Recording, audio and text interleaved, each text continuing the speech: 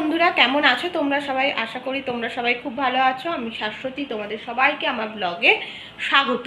তো আজকে হচ্ছে যা বাড়ি বলেছি মঙ্গলবার, তার সমস্ত কাজকর্ম হয়ে গেছে। আজকে একটা রান্নার নতুন রেসিপি করেছি, মানে ডিম দিয়ে সেটা তোমাদের সাথে শেয়ার করব, মানে করে দেবো, এর পরেই আর কি দিয়ে দেবো। তো সেই রেসিপিটা, আর ওই রেসিপিটা হচ্ছে আমার আম্মা খুব বানাতো, মানে আমার আম্মা ভীষণ বানাতো। তো মায়ের কাছ থেকে আজকে জিজ্ঞেস করেছিলাম যে মা রেসিপিটা কেমন করে হয়, মা বলে দিয়েছে, সেই পরেই বানিয়েছি। এবার দেখা যাক, অভিষেক খেয়ে বলবে কেমন হয়েছে। একটু নতুন মানে রেসিপিটা ডিমের ভাপার মতো। হয়তো অনেকে তোমরা জানো, এটা একটু পুরোনো দিনের রেসিপি, কারণ আমি বললাম আমার আম্মা এটা খুব বানাতো, আম্মার থেকেই আর কি দেখা, এবং আম্মা মাকে শিখিয়েছিল, মায়ের থেকে জিজ্ঞেস করে আজকে বানিয়েছি। তো এই হলো ব্যাপার। আর আজকে আমার খুব আনন্দের একটা দিন, কারণ আমি যে কেকের ক্লাস শিখেছিলাম তার কিছু ইনস্ট্রুমেন্ট আমি অর্ডার করেছিলাম, তো সেই জিনিসগুলো এসছে। তো ওইগুলো তোমাদের সবার সাথে শেয়ার করছি। দেখো কি কি এসছে, অনেক কিছু এসছে, চলো সেগুলো তোমাদের সবার সাথে শেয়ার করছি। দেখো বন্ধুরা, এখানে আমি দুটো ডিম নিয়েছি, তোমরা কিন্তু এর থেকে বেশি ডিমও নিতে পারবে। তারপর এখানে একটু নুন, একটুখানি শুকনো লঙ্কার গুঁড়ো আর একটু চিনি দিয়ে দেবে। যতগুলো ডিম নেবে তত কিন্তু আর কি তোমার খেতে মানে মোটা হবে এবং খেতে ভালো হবে। তাই দেখো এবার এটাকে খুব ভালো করে তুমি মিশিয়ে নেবে আর গুলিয়ে নেবে।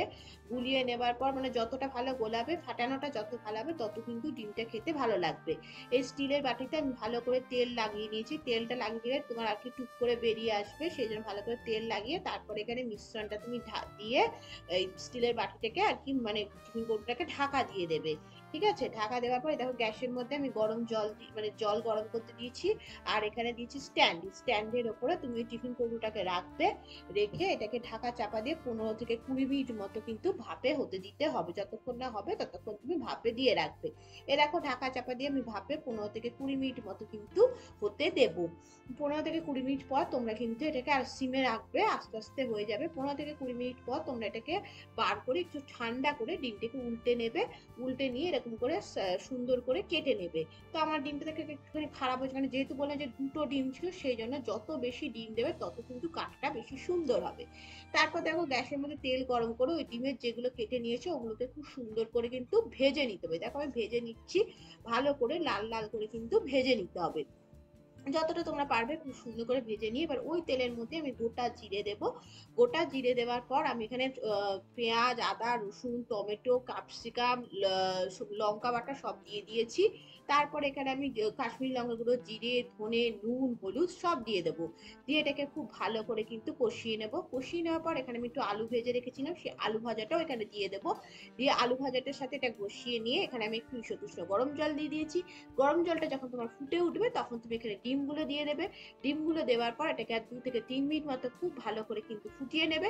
ফুটিয়ে নিয়ে নিভিয়ে নিলেই কিন্তু রান্নাটা ভীষণ সুন্দর খেতে হয়। আর নামানোর সময় অল্প গরম মশলা দিয়ে দেবে, দারুণ লাগে কিন্তু খেতে, ঘি গরম মশলা দিয়ে দেবে। তো দেখো ডিমের এটা দেখো এরকম ঠিক লাস্টে দেখতে হয়েছে, দেখো কি সুন্দর দেখতে হয়েছে। আর নামানোর আগে কিন্তু অবশ্যই ঘি গরম মশলা দেবে, তাহলে কিন্তু খেতে খুব টেস্টি আর ভীষণ সুন্দর হয়। যা চলো আমরা লাঞ্চটা করে নিই। বন্ধুরা, কেকের যে ইনস্ট্রুমেন্টগুলো দিয়েছে খুব সুন্দর, এগুলো সমস্ত আমি ফ্লিপকার্ট থেকে অর্ডার করেছিলাম, পুরো একটা সেট বাক্সতে আর কি এসছে। আর এটা ওই 900 টাকা মতো দাম, হ্যাঁ 900 টাকা দাম নিয়েছে। এখন কত হবে আমি জানি না, 900 টাকায় অনেক কিছুই পাওয়া গেছে। হ্যাঁ এখন ব্লেন্ডার মেশিনটা কেমন হবে জানি না, ব্লেন্ডার মেশিনটা দেখতে হবে। কিন্তু ব্লেন্ডার মেশিন দিয়ে বলেছে খুব বেশি পাওয়ারের আর কি তুমি করতে পারবে না, অল্প পাওয়ার হলে করতে পারবে। তা দেখা যাক, আমি আগে ব্লেন্ডার মেশিনটা করে দেখি। কিন্তু ব্লেন্ডার মেশিনে যে একটাই মাইনাস পয়েন্ট, সেটা হচ্ছে তারটা খুব ছোট দিয়েছে। ওটা তুমি এক্সটেনশন করে লাগিয়ে করলে সব থেকে বেশি ভালো হবে। তো এই হচ্ছে ব্যাপার। তা চলো এগুলোই তোমাদের সাথে শেয়ার করার ছিল, শেয়ার করলাম। এবার যেটা দেখানোর আছে সেটা অভিষেক আজকে ভাতটা খেয়ে নিই, খেয়ে বলুক যে ডিমের ঝোলটা মানে ডিমের যে রেসিপিটা অভিষেকের কেমন লেগেছে, সেটা তোমাদের সাথে তারপর অভিষেককে বলবো বলতে। দেখো বন্ধুরা, প্রথমেই দেখাচ্ছি যে ব্লেন্ডার মেশিনটা, এটা ফার্স্ট দেখাচ্ছি। দেখো এখানে নব আছে, নবটাতে এরকম 1 থেকে 7 অব্দি স্পিড করা যায়। আর এই দেখো ব্লেন্ডার মেশিনে এরকম দিয়েছে এটা, আর এরকম নবটা দিয়েছে। আর তারটা এটা হচ্ছে খুবই ছোট, একদম ছোট্ট। দেখো এটাই যা এটার বাজে। তো এটা হচ্ছে এই যে ব্লেন্ডার মেশিনটা, আর তার সাথে এরকম দুটো দিয়েছে, এই দুটো দিয়ে বোধহয় ডাল ডাল হয়তো গোলানো যায়। তা আমার কেকের জন্য এইটাই লাগবে, তা তোমাদের দেখিয়ে দিলাম। দেখো আর এটা হচ্ছে এই কোম্পানির আর কি দিয়েছে, তার সাথে অনেক কিছু দিয়েছে, চলো সেগুলো দেখাচ্ছি। দেখো এটা হচ্ছে কেকে বানানোর জন্য, এটাকে বলে মোল্ড। আর দেখো কি কি দিয়েছে, এগুলো হচ্ছে নজল, এগুলো হচ্ছে ওপরে ডিজাইন করার জন্য 10খানা নজল আছে, খুব সুন্দর সুন্দর দেখতে, দেখো 10টা নজল আছে। এটা দেখো পাইপিং ব্যাগ, আর এখানে হচ্ছে ওপর সামনেটা এরকম দিয়েছে ডিজাইন করার জন্য। এগুলোও কেকের ওপরে ডিজাইন করার জন্য তুমি এগুলো ইউজ করতে পারবে। এটা হচ্ছে কেকের সাইডে ডিজাইন করার জন্য তুমি ইউজ করতে পারবে, এটাও বেশ ভালো দিয়েছে, 3খানা আছে। আর এই দুটো দেখো ব্রাশ দিয়েছে একটা, আর একটা এটাও স্প্যাচুলা বলতে পারো, এটাও দিয়েছে একটা। আচ্ছা, এটা হচ্ছে দেখো, এটাকে বলে হচ্ছে, এটা কেকের উপর ক্রিম লাগানোর জন্য দেওয়া হয়, দেখো খুব সুন্দর দেখতে, দেখো নাইফ বলে এটাকে, খুব সুন্দর কেকের উপর এটা দিয়ে ক্রিম লাগানো, প্যালেট নাইফ বলে। আচ্ছা, তাছাড়া দেখো দিয়েছে, এটা হচ্ছে কেকের ওপরটাকে সমান করার জন্য দিয়েছে এই জিনিসটা, এটাও বেশ ভালো একটা দেখতে। আর তারপরে দেখো দিয়েছে হচ্ছে, এগুলো হচ্ছে সমস্ত মেজার কাপ, মানে কেক বানানোর জন্য যে তোমার মাপ নেওয়ার জন্য যে কাপগুলো, সেগুলো এখানে দিয়েছে, মেজারমেন্ট কাপ। তার সাথে মেজারমেন্ট, এগুলো তোমার হচ্ছে চামচ, এগুলোও দিয়েছে এর সাথে মাপ নেওয়ার জন্য। এগুলো সমস্ত কিন্তু একসাথেই আমার এসছে। আর তারপরে লাস্ট যেটা, সেটা হচ্ছে এটা টার্ন টেবিল, এটাতে আর কি কেকটাকে তোমার রেখে যখন তুমি ক্রিম লাগাবে তখন এটা ঘুরিয়ে ঘুরিয়ে করতে হয়। এটাই হচ্ছে তোমার মানে এটা আর ব্লেন্ডার মেশিন সবই মেন, এই দুটো হচ্ছে মেন। তা এটা আপাতত আমি নিয়েছি, দেখো কেমন হয়। আগে তোমাদের কেক যখন বানাবো তখন দেখো, আমি তো খুব খুশি, এখন কখন বানাবো সেটাই হচ্ছে ব্যাপার।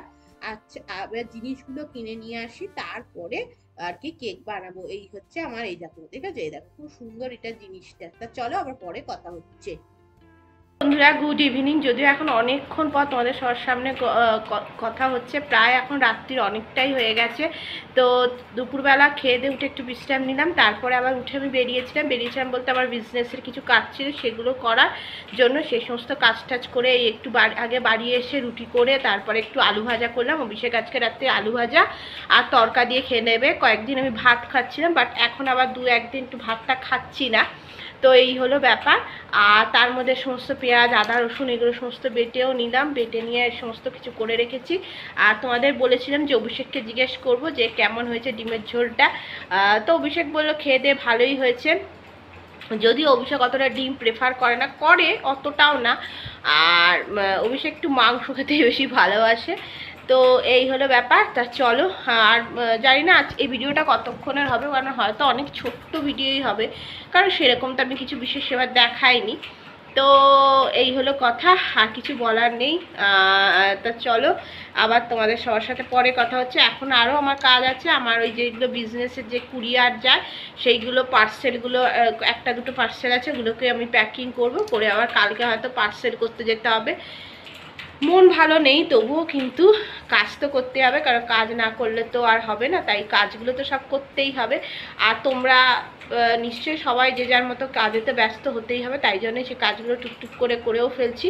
তা চলো, এইটুকুই তোমাদের সবার সাথে বলার ছিল। আর কালকে ইচ্ছা আছে কেক তৈরি করার, যে মানে কেকের উপকরণগুলো তো এসে গেছে, মানে জিনিসগুলো, এবার উপকরণ যেগুলো দিয়ে কি কেক বানাবো সেগুলো এখনো কেনা হয়নি, সেগুলো কিনতে হবে।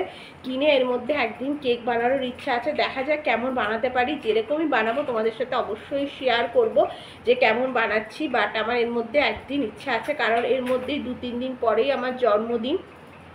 তো জন্মদিনের দিন প্রত্যেকবারই কেক বাইরে থেকে কিনে আনে অভিষেক, তো এবার আমি বলেছি যে বাইরে থেকে কেক কিনতে হবে না, আমি যখন শিখেছি আমি বানাবো। যদিও এবারে আমার জন্মদিন সেরকম মানে বড় করে তো কিছু হয় না, এমনি যেরকম বাড়িতেই খাওয়া দাওয়া হয় তো সেরকমই হবে।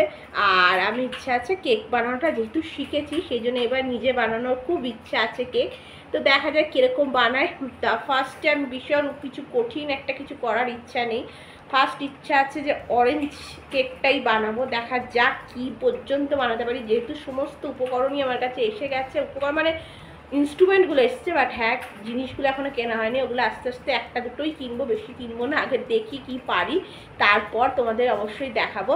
তা চলো, আর কিছু বলার নেই।